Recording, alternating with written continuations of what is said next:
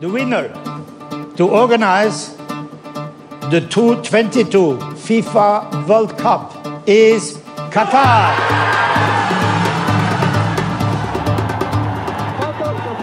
How did they win this? Could they pull this off? Could they actually be ready to organize one of the biggest sporting events in the world? This has been arguably a kind of construction and infrastructure project that's been unlike, many other World Cups. $200 billion has been spent on infrastructure. There have been plenty of controversies. The question is, what comes next?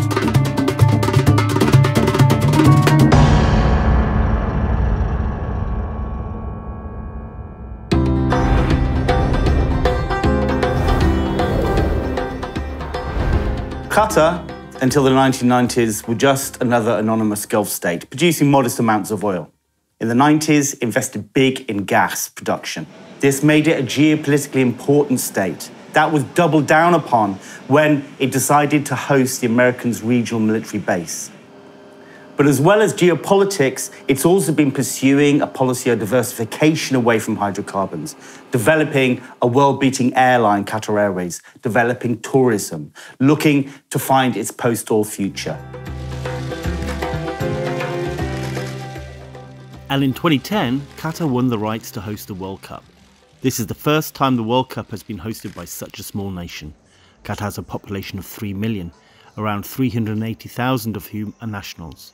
This tournament is expected to attract 1.5 million fans, peaking up to 200,000 a day at some points. Qatar has been barraged by questions about its suitability as the host for this festival of football, a game close to the hearts of billions around the world. There has been a relentless focus on its poor human rights record and the conservative Muslim society's intolerance towards LGBT rights. It has been a public relations disaster.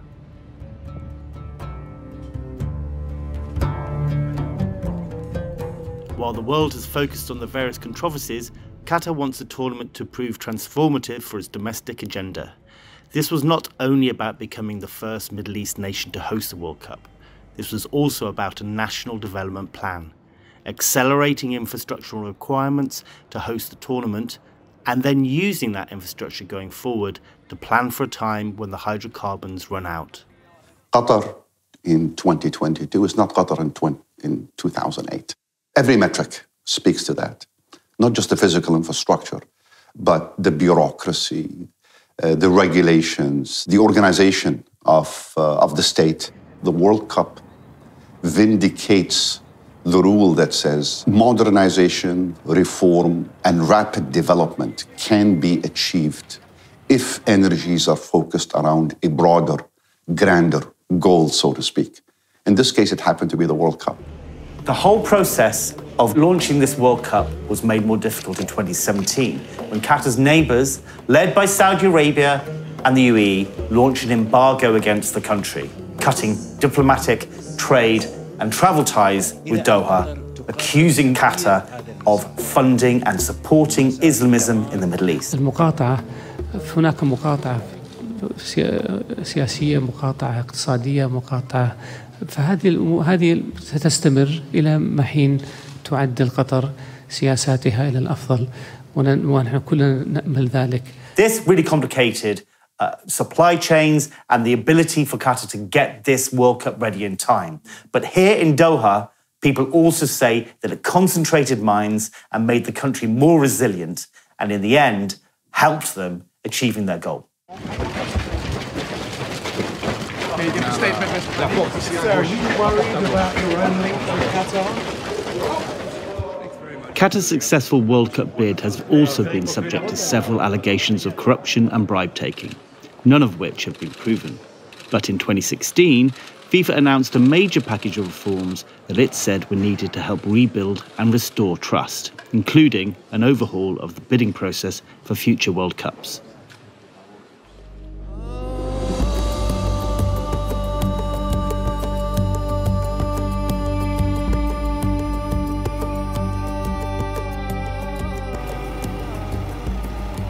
You walk around Doha and it's a massive construction site. They're building towers, they're building whole cities around the stadiums. The stadiums, the core infrastructure is all done, it's been completed for a year.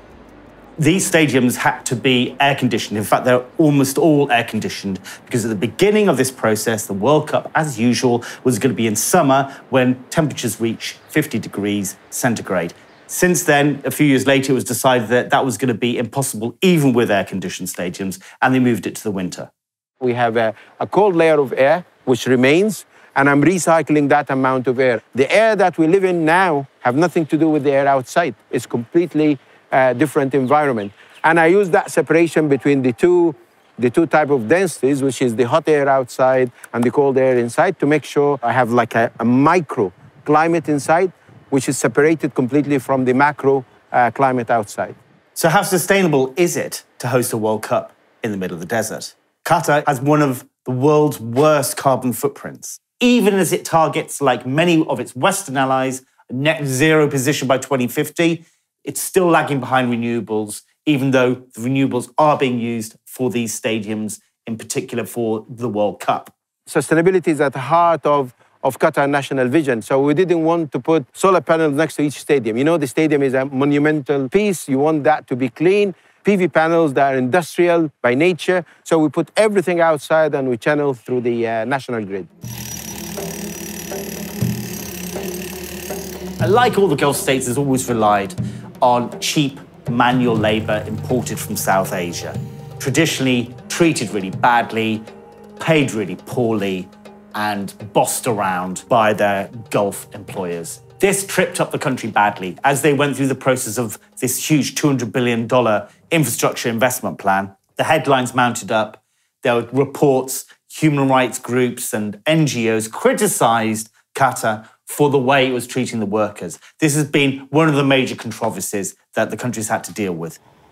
The advantage of labour from Asia, among other things, was that it avoided, the potential political risks of having workers from other Arab nations who might be in a position to bring perceived dangerous ideas, whether those were religious or political views, that could influence the nationals, the Gulf nationals. There might be concern about leftist views or particular religious perspectives.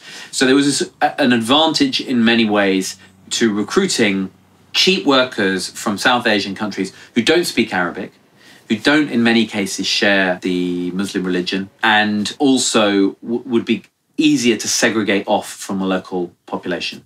We publish in our annual reports that's there on the table, 3 fatalities have occurred since the beginning of construction, and we have 37 non-work-related deaths. All of these deaths have been extremely tragic. I recall each and every one of them. Now, any number outside of that may be floating around, whether it's 6,000 or 4,000 or 2,400, maybe the most recent one, you're talking about a population, expat population, that comes from the subcontinent, that comes from North Africa, that comes from the Middle East, that comes from all over the world, that they have deaths, they've recorded deaths. There's no doubt about this. And you're talking about students, you're talking about doctors, lawyers, clerks, and the list goes on. And the deaths include everything from heart attacks to traffic accidents, to a host of other issues that is documented within the system that had no relevance or no correlation to what the World Cup was carrying out at the time. Many of these deaths are people who collapse either at the workplace or in their place of residence. They are, of normal working age. Those circumstances need investigation. Given the proportion of deaths that occur in this way, they need proper investigation with a view to compensating people. We've tried to learn from each and every case. In the case of the fatalities, as I mentioned, we've leveraged on experts to try to ensure that this doesn't happen again. In the case of non-work-related deaths, what it did in so many ways of these 37 is it prompted us, in 2018, to start mandating comprehensive medical examinations. This was probably the most important policy decision we took. Many workers come to Qatar without comprehensive medical examinations. There are pre-existing conditions. This is a fact. So whilst, we don't have the data to properly assess, the numbers of deaths that are due to certain causes, we do know that this is a really, really serious problem that the government has absolutely not gripped. So any country who wants to bid for the World Cup now has to present a human rights plan. They have to assess what the risks would be and say what they would do about them. And so the 2026 World Cup went through that process. It's still yet to be seen what impact that has on the ground. Obviously, we will see how things go in Mexico, in the US, in Canada. That is obviously a step forward, because something that didn't happen before was any consideration of human rights risks when awarding World Cups. But as ever, the challenge is in the implementation. It's changed a lot for Qatar, but it's caused some controversies domestically as well. Qatar is a very insular and conservative Islamic population of 300,000, and they are facing an invasion quite unprecedented for them. They're going to see fans of all types will be arriving into this highly conservative society. It's proven too much for some. Many Qataris are saying they're just going to leave because it's going to be too much hassle. Others will no doubt remain and be excited about what will be an experiment in intercultural communication and coexistence. There is definitely within the country now an anticipation that is also laced with a fear that things might not go 100% according to plan. A lot of the media attention is coming from, what is the West going to think when it comes to Qatar? And what is a Western football fan going to think when it comes to Qatar and realizes that, certain measures are taking place, i.e. limiting alcohol, i.e. limiting certain freedoms of expression. Not a lot of people talk about what it's like to be a Qatari living in Qatar and hosting the World Cup. Typically Qataris feel that the country is making a lot of compromises for a 3-week tournament. I know a lot of people, my family included, that are going to be traveling during the World Cup. They don't want to face the frenzy, what they call, of having people on the streets yelling, shouting, drinking. They don't want to face a lot of gay, lesbian, trans folks who want to come here. And yeah, personally, I have no problem with any of that, because I think that if your morality and if your Islamic identity is strong enough, that shouldn't faze you. I'm not sure if I can stand here and say that in 2021 we would have, put in a minimum wage law, which is the first of its kind in the GCC region, without the World Cup. I don't know whether women's involvement in football stadiums would be as big and as popular as we've seen during the Arab Cup if it wasn't for the World Cup, if it wasn't for hosting major sporting events, if it wasn't for building these incredible stadiums that fit way more than what we could have imagined, right? So I think for women, this has been really excellent in terms of neutralizing spaces that are typically male-oriented.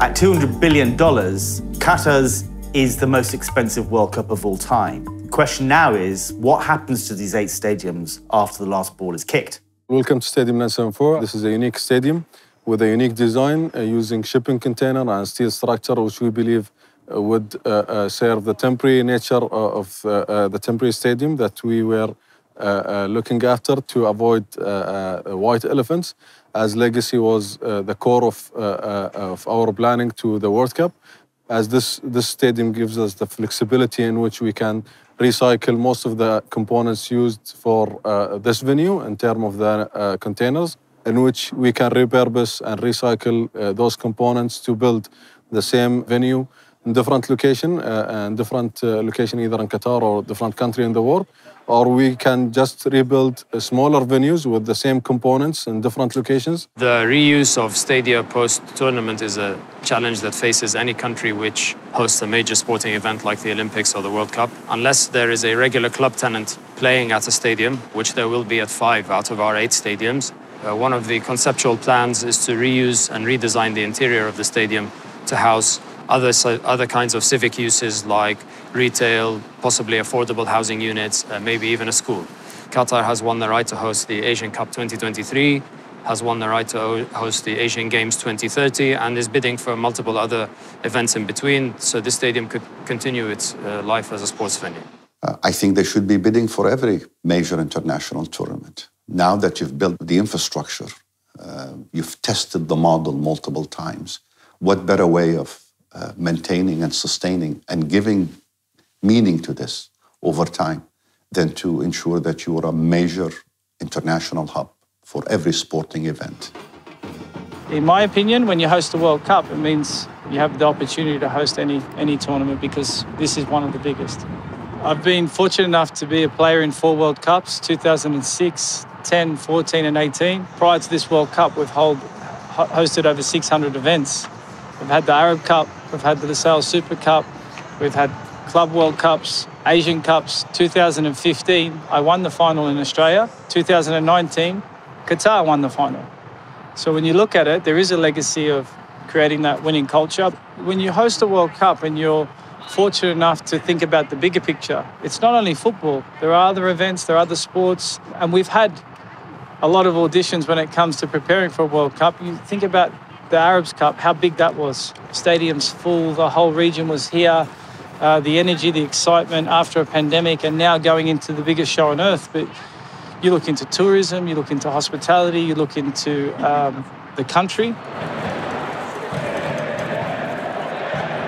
There's no doubt that sports and events form an integral part of Qatar's future economic plan. After this World Cup, through which they hope to develop a lot of expertise in how to hold a tournament such as this, they're looking at hosting other events. There's talk even about an Olympics bid at some time in the future, despite all the problems that might face with having a Summer Olympics in Qatar. But nonetheless, this idea of sports fits into their diversification narrative, because although they are going to increase gas production by up to 65%, they are also looking for ways in which to develop the economy so they can fill this infrastructure of roads and buildings which have been built for the World Cup. A lot of the infrastructure surrounding the World Cup is what is making me super excited to have the World Cup here, and super excited and super proud to be a Qatari and see Qatar move forward. Like, I think Qatar is doing tremendously for such a small size, and because of the geopolitics of the region, in order to make such strides to improve its future. Qatar will continue to rely extensively on the production of export of LNG. That's one bet they've made that has worked so far. I don't expect a dramatic transformation in the economic base. And so I don't expect major changes in how state-society relations will evolve. If anything, I would say with all the insecurity in the world, what is working for Qatar now looks to be and will continue to be seen as the best bet.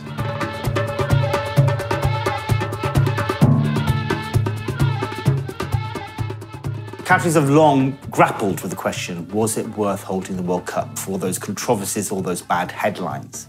What is clear is that this World Cup allowed them to develop their infrastructure and develop the city to a point where it is able to move forward and try to diversify away from its former addiction and dependence on hydrocarbons.